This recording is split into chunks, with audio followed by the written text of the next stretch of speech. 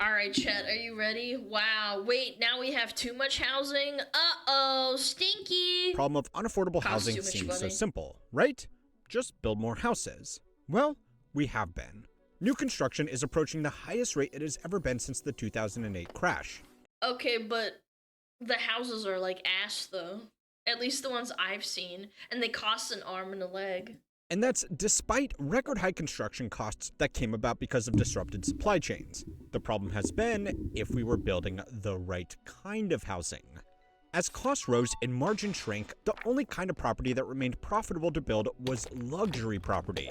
And now we have found ourselves in a strange situation. And have you ever seen a luxury house? It looked like ass. We might have too many houses. I don't know if this is a thing in Europe, but if you ever go house hunting, do you ever just see a house and see how it's on the inside and the outside, and it just looks bad?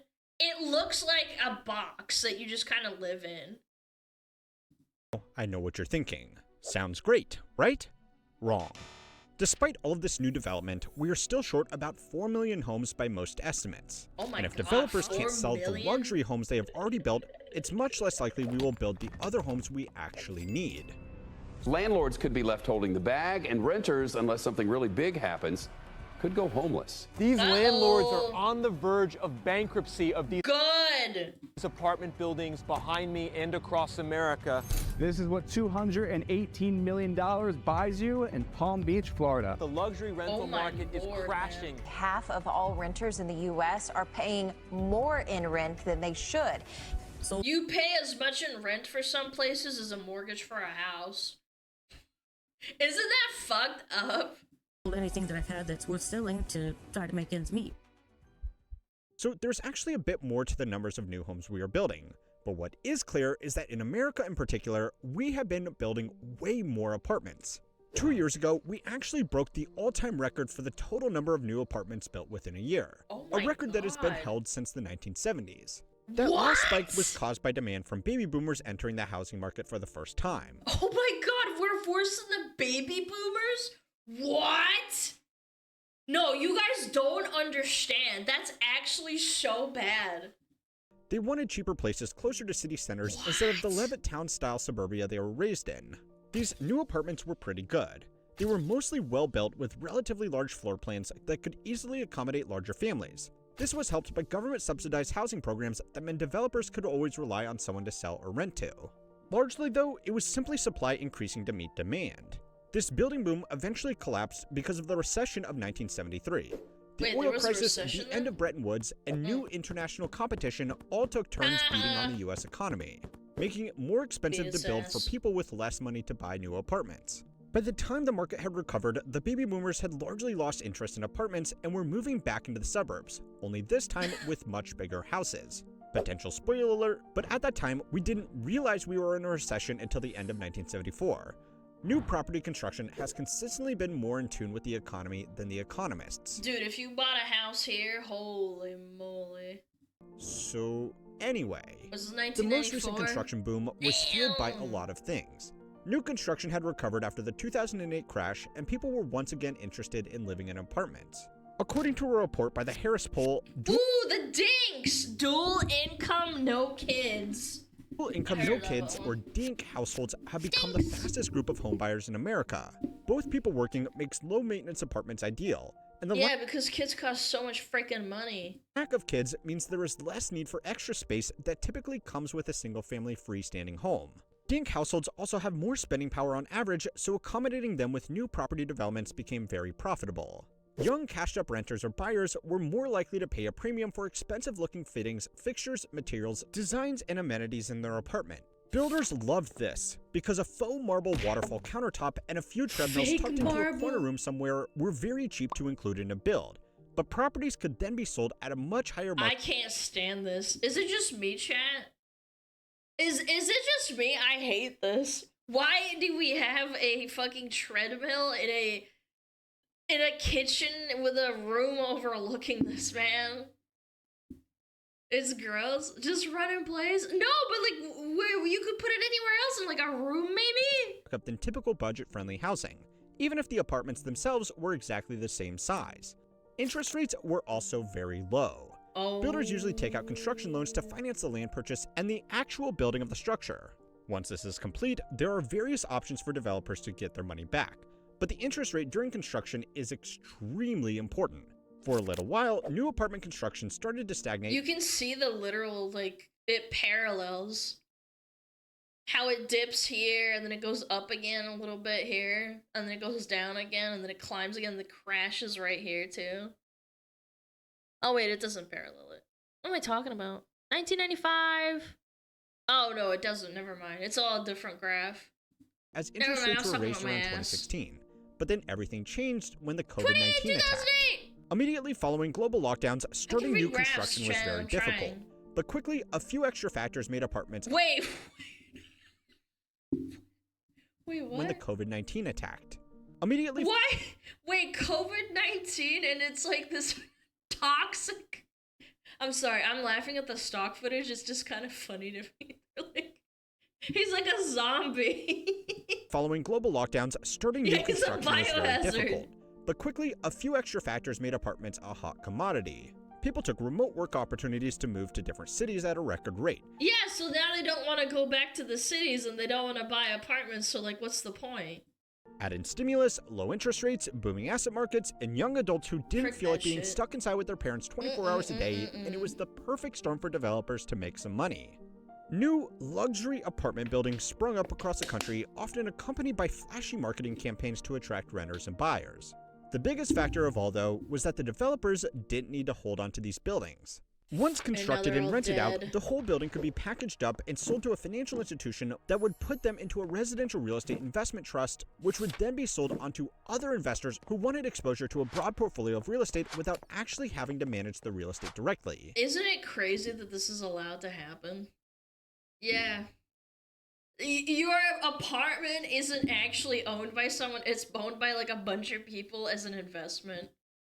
These REITs are not new, but they have grown in popularity, especially for residential real estate. This worked well to encourage building, but you might have already noticed that it sounds very familiar. For the builders and lenders, once heads were in beds, they didn't really care what happened to the building because it wasn't their asset anymore. Unsurprisingly, a lot of this new luxury housing turned out to be not so luxurious after all, and that was really the least of its problems. Millions of jobs, from architects to plumbers, rely on building these homes. Financial institutions have invested heavily into them, and even beyond the finances, this is all very dependent on these buildings not falling apart within the next 20 years. But they will fall apart, and then someone's gonna have to clean that shit up. So it's time to learn how money works to find out how the real estate market drowned itself in the worst kind of oversupply. This week's video is brought to you by Brilliant. Brilliant is an interactive learning app designed to help you truly understand complex topics in math, data science, programming, and even AI. Instead of passive learning, Brilliant's lessons are all about getting hands-on and solving real problems, making learning 6 times more effective than just watching videos. Each course is built by experts from top institutions like MIT and Google, so you know you're learning from the best. Their data science courses, for instance, use real-world data sets from platforms like Airbnb and Spotify, giving you practical insights while you learn. I took Brilliant's logic course, and it walks you through a range of classic logic puzzles. From figuring out who's lying or telling the truth based on limited clues, to solving problems with rules-based robotics and symbolic logic. It's a mix of brain teasers and formal reasoning that gradually builds up your logic thinking skills. Brilliant's also perfect for fitting into your day, whether you're on your computer or just have a few minutes with your phone. Try everything Brilliant has to offer for free for 30 days by visiting brilliant.org/howmanyworks. And if you like it, you'll also get 20% off an annual premium subscription. Smart, right? Okay, so clearly a lot of this luxury housing is not actually luxury housing. It's just— wow, what a surprise. It just looks like it. I've actually wanted to like apartments like that, just like for shits and giggles, and they always look like dog shit. The ones that are decent are ones that were actually built with a little bit of care, and you can actually notice it immediately. It's expensive housing with a bit of a marketing budget. Those aren't always the same thing. Extremely large but poorly designed and cheaply built homes are not a new feature in most suburbs around the world, especially here in America. McMansions, as they are affectionately known, appeal to a market of buyers who don't have an endless budget but still want a house with a 4-car garage, a billiards room, 2 guest bedrooms, and an extra formal living room that never— But you don't actually need it, and I think that's what shows that this overconsumption and the need to consume slop with movies, I don't know, like Netflix shows and all that crap, they think that they need this. I think that's part of the problem. I'm not trying to blame the entire market, obviously, but I think it's part of the reason. Where all the houses leaning, it might have been filmed in San Francisco. Gets used. Look how lean the solution it is. was houses with a lot of square footage, but very low cost per square foot. This normally means sacrifices are made in materials, insulation, and build quality. Long term, that makes these homes very expensive to maintain, but the upfront cost for the space you are getting is almost unbeatable. Or at least it was unbeatable until supply chain disruptions made building materials extremely expensive. No matter how many corners are cut, bigger homes are just going to take more materials. According to the National Association of Home Builders, the average price of a new home in 2024 was $428,000, which means in most areas it's simply not financially viable to build a new home, since an established house plus the land it's sitting on could be purchased for just as much. That has meant that the new wave of luxury housing development has mostly been in the form of apartment buildings, which have effectively just become McMansions in the sky. Or even better, it's like they're like pre-built and they just plop them. And then they like just build them, and there's no uniqueness to it. At the extreme high end, there are developments like 432 Park Avenue, 157, the Shore Club, and Central Park Tower.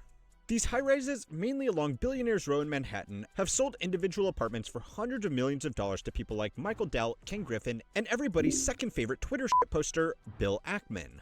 Below that, there are a new wave— Michael Dell? Is it the guy that owns Dell?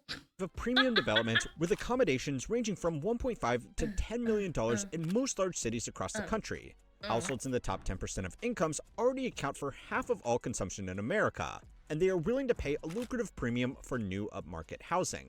Then there's the largest group of these new developments, which are pretty much just investor stock apartments with nice sounding names like the Concord or the Bayview. I'm sorry, I immediately thought of Concord the game, and I was like, what's good about that? Excuse me? These are primarily mid-rise or 5/1 style developments, made to a budget for the express intention of being a financial asset with the added side effect of giving some people— Oh, and they also gentrify a lot, too. This is happening in Austin and a lot of places that have a lot of big booms and tech bros that move in. Yeah, they gentrify entire areas. And then they built these fucking apartments that nobody can live in or afford. Place to live. It's another Thanks to a change in building codes around fireproof construction following the 2008 crash, 5/1 developments became much easier to build. This bottom floor is typically dedicated to retail spaces, and then atop that, there are 4 to 5 stories of wood frame construction for apartments. These buildings per square meter are some of the cheapest structures to build, and have become the most profitable to develop because they were possible to sell or rent at a significant markup over their building costs, and then they made the perfect risk-reward asset to put in the portfolio of institutions that have purchased— This is what I'm saying! Fucking housing investment is crazy! thousands of these multifamily dwellings. Additionally, the retail space below gives a secondary rental income stream that is not directly correlated with the residential market.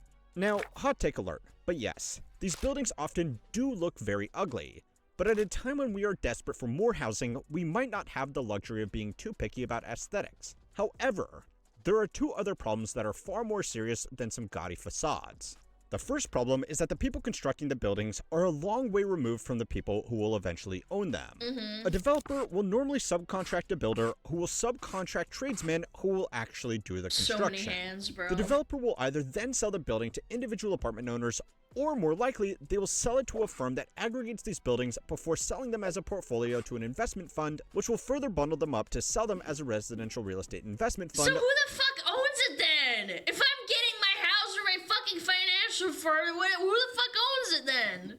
Which will be sold to retirement funds, which will be— the boomers. There it is. The boomers. sold to you.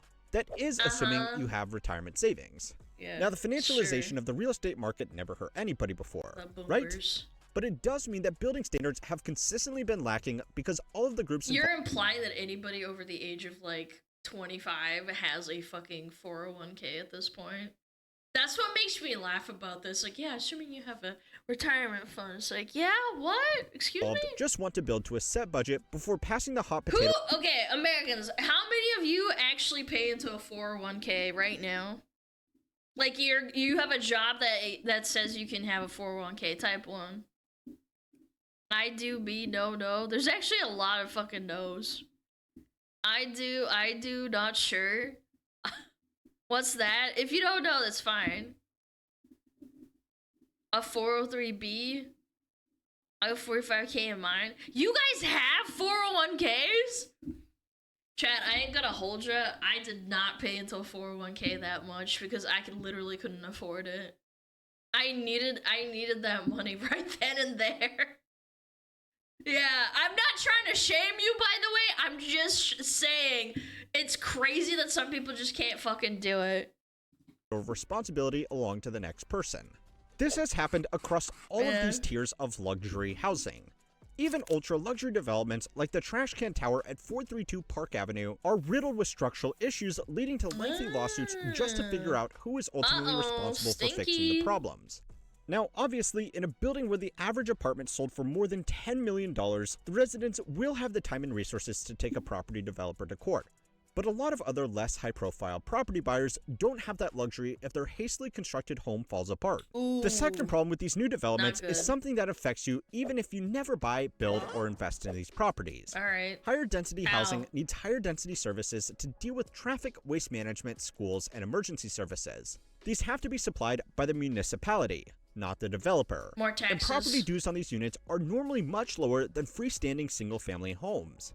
To be clear, mid to high density housing is much more fiscally manageable than suburban sprawls, which requires proportionally more roads and connecting services. But the boom in new apartments are still a significant short-term expense that has to be accounted for even if they are cheaper in the... But people don't want to live in the cities anymore. People are running away from the cities. From the big ones, anyway. It's unaffordable. Traffic's horrible. If you work from home, this is another factor. I don't know if people bring it up. There's a lot of people who work from home who just say, I don't want to work. I don't want to live in the city. I don't even want an apartment in the city. Why the fuck would I buy one? Long term. But then there's the biggest problem of all with this new luxury living space. Nobody wants to live in it. Because of the luxury branding, many of these new units are more expensive than homes that are much larger. This is especially the case for larger apartments with enough bedrooms for families with children. A 4-bedroom home is a pretty typical staple of most American suburbs. A 4-bedroom apartment is a penthouse that commands an ultra-luxury premium. If you enjoy a good doom scroll on Zillow, try and find a 4-bedroom apartment in your city. Oh my god, $4.4 billion, 5 bedrooms, 5 bathrooms, 4,600. $4 million. I could understand a milli for that. 4,600 square feet for 5 bedrooms, 5 bathrooms. It's a lot. Maybe even like 1.2 million.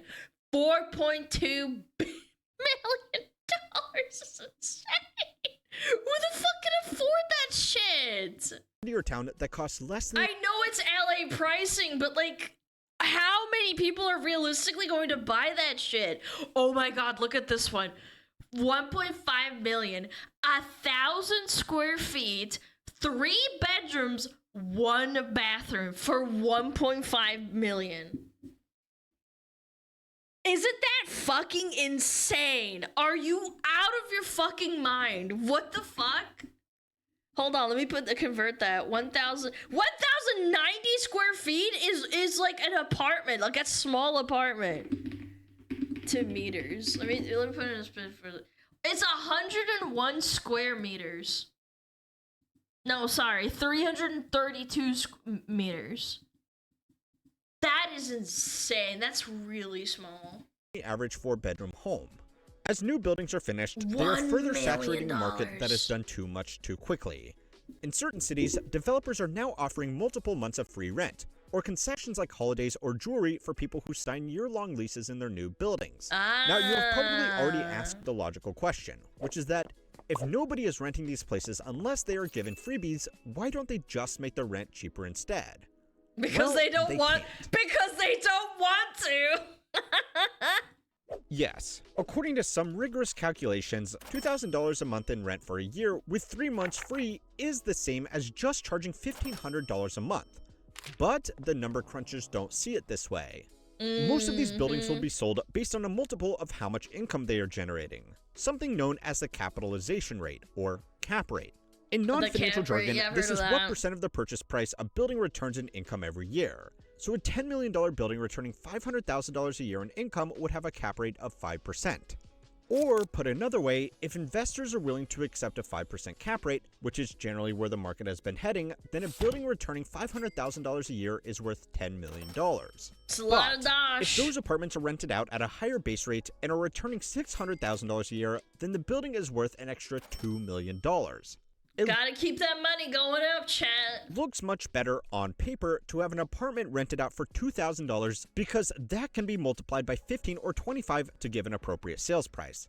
And then the valuers don't need to know about the special deals made earlier in the lease. Ooh. Now, the institutions buying these multi-million-dollar properties aren't stupid. They know this is happening, but they don't really care because they know that... I was literally about to say, they don't really care because all they care about is money. Yeah, why would I drop my prices and make everyone else's go down too?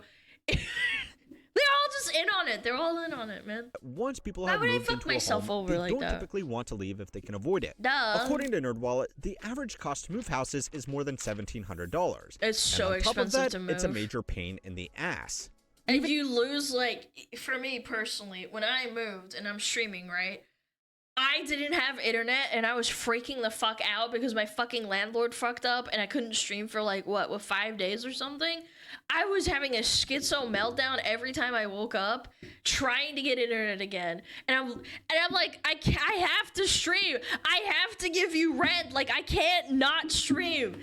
Like, I can't just go to work and go to McDonald's and go fucking get a job. Like, fuck. And if people do move out because their rent gets too expensive, that doesn't really matter. Because by the time that happens, the building would have been securitized and sold onto some faceless REIT investor. Now, there is one other reason why the whole industry is desperate to make these numbers look as good as possible as quickly as possible. A lot of these new constructions were financed back when rates were very cheap.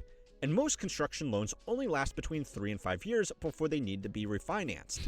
Unless they start generating an income, these buildings will be very hard to refinance, meaning that a lot of highly leveraged developers could find themselves in a very... So maybe we're gonna get a... No, I'm being too hopeful. I'm literally saying maybe because the contracts run out, maybe we'll get something out of it, like a crash. But I kind of... No, I don't think so. Dangerous situation. It's not gonna happen. The most disappointing about this whole trend is that medium density housing is desperately needed in America.